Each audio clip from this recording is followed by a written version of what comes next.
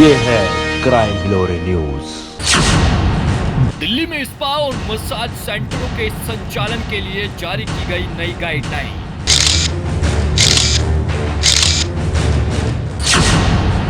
मुख्यमंत्री अरविंद केजरीवाल ने जारी की गाइडलाइन। मसाज सेंटरों में यौन शोषण को रोकने के लिए निर्धारित किए गए दिशा निर्देश।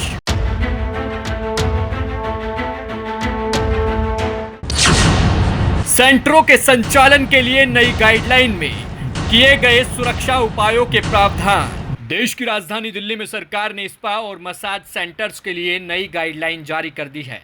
अब स्पा और मसाज सेंटर चलाने वालों को नए और सख्त दिशा निर्देश का पालन करना होगा। दरअसल दिल्ली महिला आयोग द्वारा ऐसे सेंटर्स पर अनियमितताओं और यौन शोषण का मुद्दा उठाया गया था, जिसके बाद केजरीवाल सरकार ने फैसला लेते हुए नई गाइडलाइंस जारी की है। दिल्ली महिला आयोग की रिपोर्ट की समीक्षा करने और उस पर कार्रवाई करने के लिए एक टास्क फोर्स का गठन भी किया गया था। नई गाइडलाइन में स्पा और मसाज सेंटरों में यौन शोषण और तस्करी को रोकने के लिए कड़े प्रावधान किए गए हैं।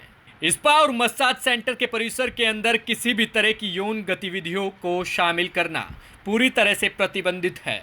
स्पा और मसाज सेंटर में क्रॉस जेंडर मसाज की अनुमति नहीं दी जाएगी।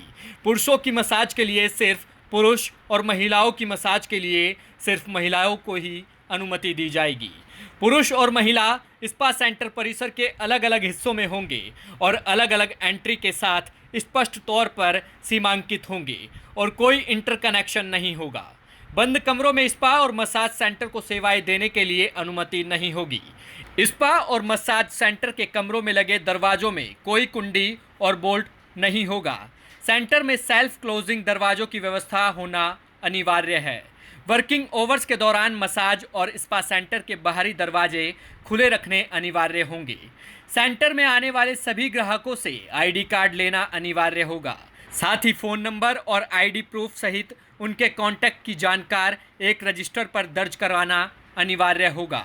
स्पा और मसाज सेंटर सुबह 9 बजे से रात के 9 बजे के बीच ही खुल सकते हैं और प्रत्येक कमरे में प्रकाश की समुचित व्यवस्था करनी होगी। स्पा और मसाज सेंटर में उचित जल निकासी की व्यवस्था के साथ पुरुषों और महिलाओं के लिए अलग शौचालय और बाथरूम होना चाहिए। स्पा और मसाज सेंटर में पुरुषों और महिलाओं के लिए अलग अलग चेंजिंग रूम होंगे।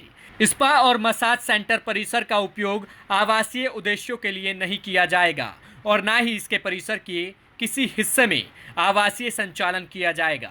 स्पा और मसाज सेंटर सफाई, हाउसकीपिंग कार्य आदि के लिए जरूरी कर्मचारियों को नियोजित करके परिसर की साफ सफाई सुनिश्चित करेगा। सेंटर में काम करने वाले प्रत्येक मालिश करने वाले के पास फिजियोथेरेपी, एक्यूप्रेशर या व्यावसायिक चिकित्सा में डिग्री, डिप्लोमा प्रमाण पत्र होना चाहिए। सेंटर को हाउसकीपिंग स्टाफ सहित सभी कर्मचारियों का विवरण एक रजिस्टर में रखना होगा।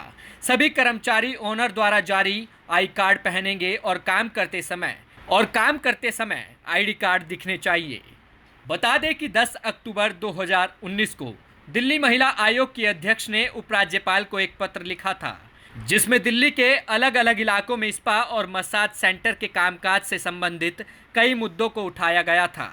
दिल्ली महिला आयोग की अध्यक्ष ने स्पा सेंटर्स में काम करने वाली लड़कियों और महिलाओं के यौन शोषण और इन सेंटर्स में वैश्यावृत्ति की गतिविधियों को चलाने के बारे में जानकारी दी थी, जिसके बाद अब दिल्ली सरकार ने सख्त गाइडलाइंस जारी की है।